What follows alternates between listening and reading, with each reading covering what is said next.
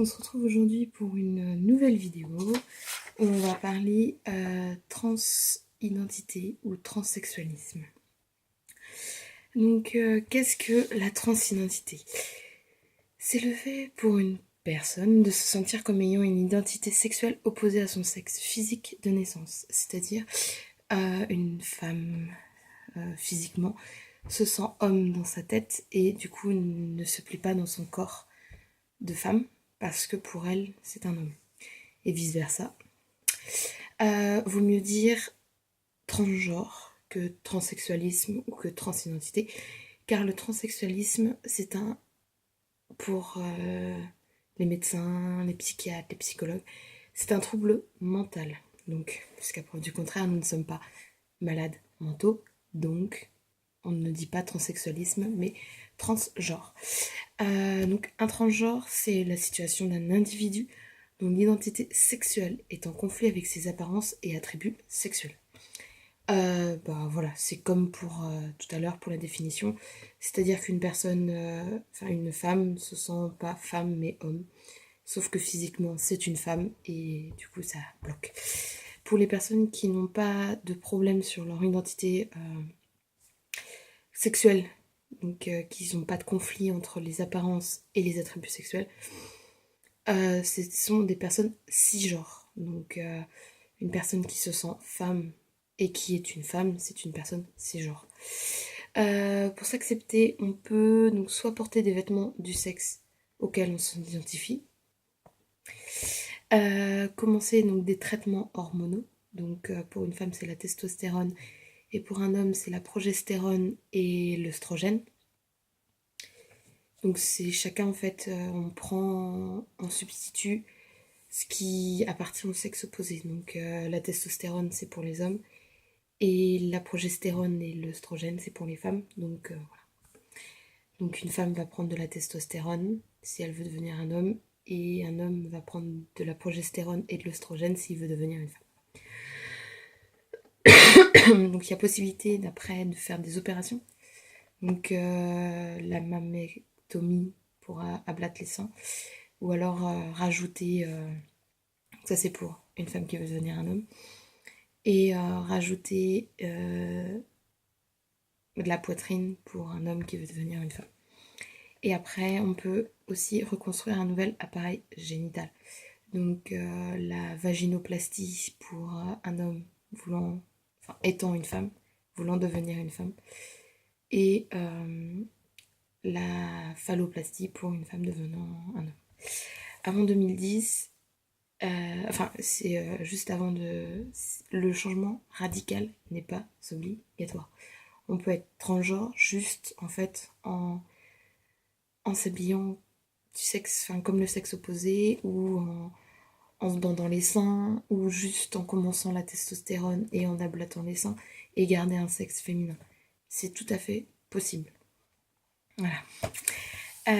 Donc avant 2010, il n'y avait pas vraiment de loi pour les transgenres. Voilà. Et donc le 12 février 2010, nous avons un reclassement de la transidentité. C'est-à-dire que nous sommes plus en ALD 23, qui est une affection psychiatrique longue durée. Donc voilà, depuis 2010, on n'est plus considérés comme des malades mentaux. Et pour faire le changement d'état civil, il faut absolument être stérilisé. Donc ne plus pouvoir avoir des enfants. Ça, c'est sympathique aussi. Les étapes. Donc maintenant, on va passer aux étapes du changement d'identité. Donc il faut déjà voir un psychologue, enfin un psychiatre exactement, pendant environ 2 ans. Donc ça peut être moins, ça peut être plus. C'est des statistiques. Afin qu'en fait, pour obtenir le certificat appelé syndrome de transsexualisme. Super le nom. Donc depuis 2010, donc, comme je l'ai dit tout à l'heure, ce n'est plus considéré comme une maladie psychiatrique, mais dans les faits, si. Car du coup, on doit aller voir un psychiatre. Donc c'est que, d'une certaine manière, dans la théorie, on n'est plus considéré comme une maladie. On n'a plus une maladie psychiatrique, mais dans les faits, voilà quoi. Je n'en parlerai pas, je ne dirai pas plus, je vous laisse faire votre propre avis. Ensuite, on doit se faire stériliser. Donc, pour 2 raisons. C'est-à-dire que l'État le demande. Ils ne veulent pas qu'en fait on puisse avoir des enfants alors qu'on change de sexe. Et aussi parce qu'il y a des possibilités d'avoir de grandes et de grosses complications médicales.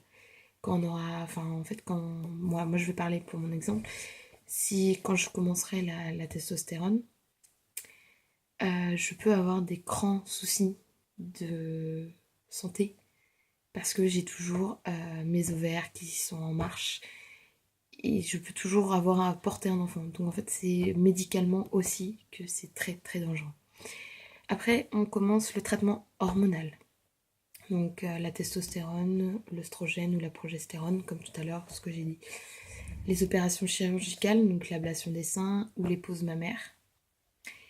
Et les opérations, ensuite, si on le décide toujours et qu'on est toujours parti pour changer totalement, il y a les opérations de réassignation de sexe. Donc la vaginoplastie pour les hommes qui veulent devenir une femme et la phalloplastie pour une femme qui veut devenir un homme. Je ne sais pas trop comment se passe la vaginoplastie, j'avoue. Je sais que la phalloplastie, ils prennent un bout de la peau et ils remodèlent. Voilà, c'est assez compliqué, mais je mettrai en barre d'infos des liens qui expliquent la vaginoplastie et la phalloplastie. Comme ça, voilà. Moi, je ne m'avance pas trop sur des sujets que je connais, mais voilà, c'est pas non plus des sujets super faciles à expliquer. Il faut savoir que normalement, si tout se passe bien, une fois qu'on a obtenu le certificat par le psychiatre, tout ce qui suit doit être remboursé par la sécurité sociale si on va dans des établissements publics. Il faut bien aller dans des établissements publics. Établissements privés, faut payer. Je tiens à le préciser. Et il y a aussi possibilité d'aller à l'étranger. Donc les chiffres, le prix que j'ai trouvé à l'étranger, c'est entre 5 000 et 10 000 euros pour juste l'opération. Je tiens à préciser. C'est-à-dire que voilà, on peut aller jusqu'à 10 000 euros pour faire une phalloplastie. Voilà. Maintenant, on va parler de moi. Alors moi, je me suis présentée en tant que femme il y a maintenant plus d'1 an quand j'ai commencé ma chaîne YouTube. Mais ça fait à peu près 5 ans que je pense que je ne suis pas une femme mais un homme.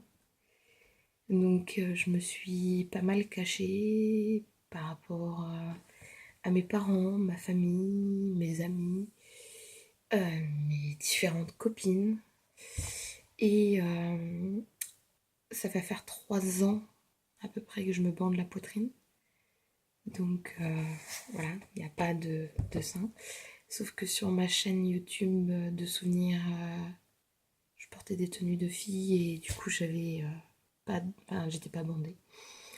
J'ai parlé à ma famille, mes parents, mes grands-parents et ma cousine il y a à peu près 1 semaine.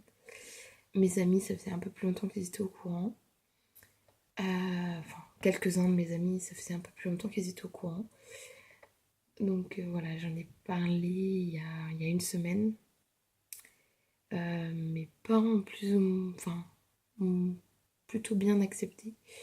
Ma cousine tranquille. Et mes grands-parents aussi. Mes parents veulent juste que je réfléchisse encore un petit peu. Niveau amis, j'en ai quelques-uns qui sont tout à fait d'accord avec ce que je suis. D'autres moins, mais ne le font pas le savoir. Et d'autres ne veulent plus me parler à cause de ça.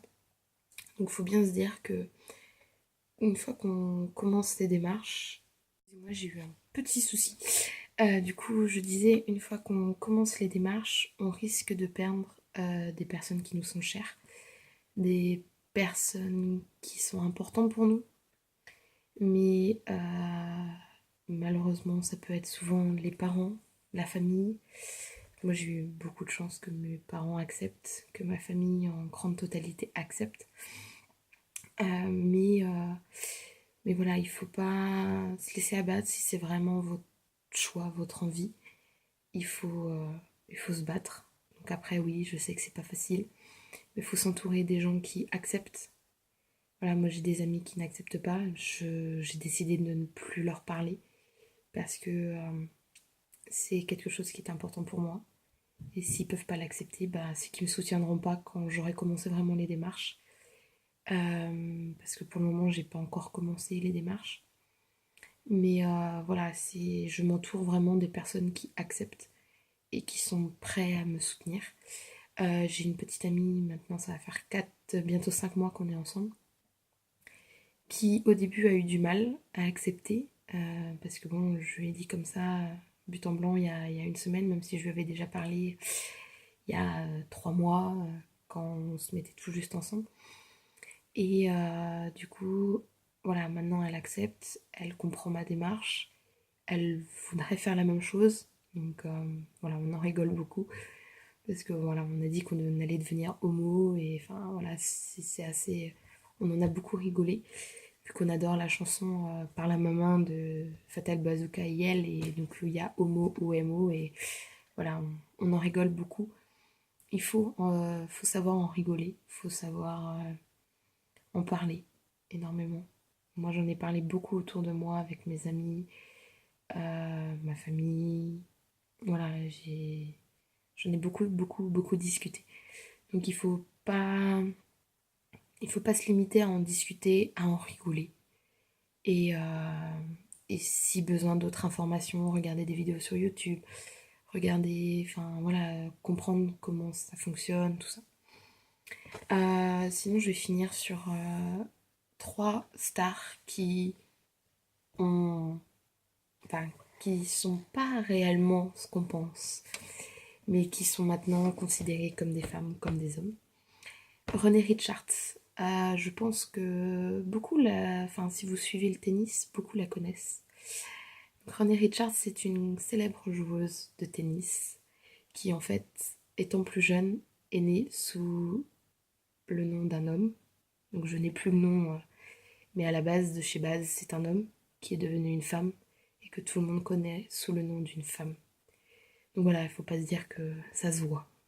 Il y a Billy Timpton, donc je sais pas si vous allez trop connaître. Donc de toute façon, je mettrai dans la barre d'infos des liens vers leur biographie, tout ça.